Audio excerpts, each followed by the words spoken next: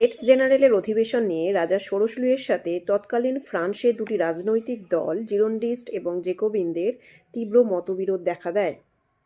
তো এরকম পরিস্থিতিতে রাজা ষোড়শ লুই 175 বছর পর 1789 খ্রিস্টাব্দের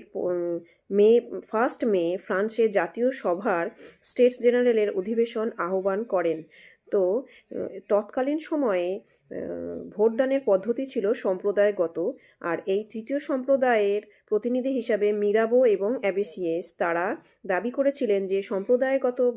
ভোটদানের পদ্ধতির পরিবর্তে মাথাপিছু ভোটদান এবং যৌথ অধিবেশনের দাবি রাখেন। তো এইরূপ পরিস্থিতিতে রাজা ষোড়শ লুই যখন সংবিধান সভা মানতে রাজি ছিলেন না, মানে তার অভিজাত গোষ্ঠীর প্রতিবাদে, তো তৃতীয় সম্প্রদায় যৌথভাবে তারা শপথ গ্রহণ করেন যে তারা জাতীয় সভা রূপে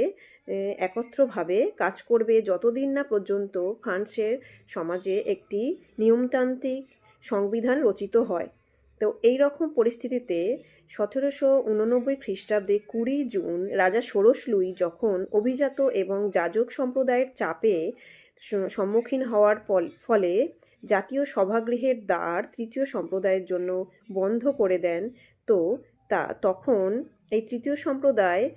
পার্শ্ববর্তী একটি টেনিস কোর্টের মাঠে তারা যৌথভাবে মিলিত হন এবং